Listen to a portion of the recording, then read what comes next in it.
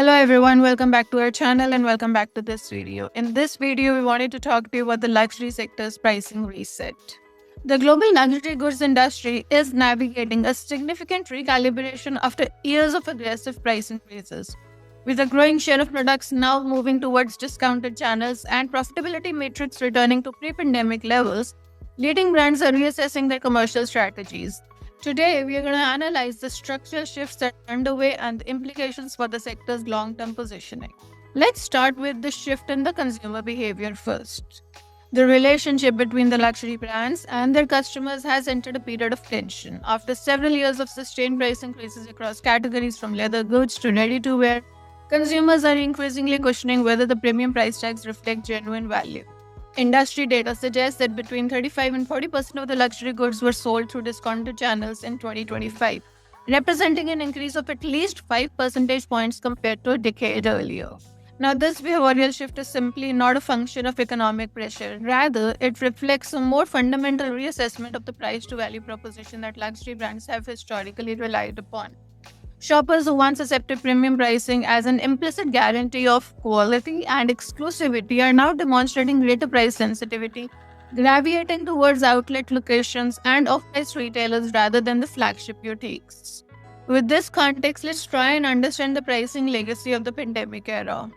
The roots of the current situation trace back to the post-pandemic consumption spree. Between 2020 and 2023, many luxury houses implemented substantial price increases, capitalizing on the pent-up demand and a surge in savings amongst affluent customers. Products across multiple categories carried price tags that are 50 to 70% higher than their 2019 equivalents. During this period, the aggressive pricing strategy appeared to be working. Revenue growth accelerated and operating margins expanded. However, the lack of corresponding innovation in the product design and the absence of compelling new offerings have left consumers questioning whether the current prices reflect genuine enhancements in craftsmanship, materials, and design distinction. And all this has led to profitability being under pressure now. The financial consequences of the discounting trend are becoming increasingly visible. Average operating profit margins for the personal luxury goods have declined to approximately 15 to 16%, down from the peak of 23% recorded in 2012 and below the 21% level seen as recently as 2021. Excluding the exceptional disruption of the pandemic period, these represent the lowest margin levels the sector has experienced in roughly 15 years. Now, the margin compression reflects multiple pressure points converging simultaneously. The increased discounting directly erodes the average selling prices, while the brands continue to face elevated costs across labor, materials, and logistics.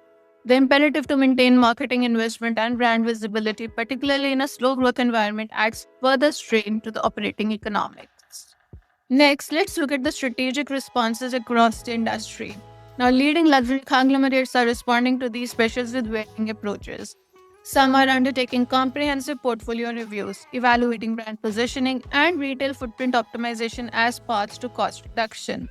Others are selectively trimming expenditure on marketing campaigns, travel budgets, and underperforming store locations, particularly in the markets wherein demand has softened most notably. At the same time, certain groups continue to invest in flagship retail experiences, betting that differentiated physical presence can reinforce brand equity and justify the premium positioning. The divergence in the strategic responses reflects differing assessments of whether the current environment represents cyclical adjustment or a more lasting structural shift in how the consumers engage with luxury. So, given all this, what are the implications for the competitive landscape? The pricing recalibration is creating opportunities for alternative players. Contemporary brands and emerging designers that offer distinctive aesthetics at more accessible price points are gaining traction with consumers who remain interested in fashion and quality but are unwilling to pay established luxury premiums. Departmental store buyers report shifting allocation towards these categories in response to consumer demand patterns. When we are talking about the established luxury houses, the challenge extends beyond the near-term margin management. Rebuilding the perception of value will require renewed focus on product innovation, design creativity, and intangible elements of brand storytelling that historically justified premium pricing. Simply raising prices without corresponding investment in desirability proved effective during the post-pandemic boom but appears unsustainable as consumer expectations recalibrate. In closing, we can say that the luxury sector's current challenges reflect a normalization after an exceptional period rather than a fundamental crisis.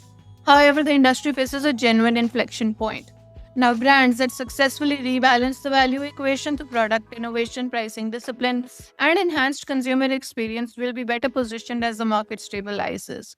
Those that continue to rely on price increases without corresponding differentiation risk further erosion of both margins as well as brand equity. These are the analysis that we wanted to share with you with respect to the luxury sector's reset. Hope you've enjoyed the analysis. Stay tuned in for our next one.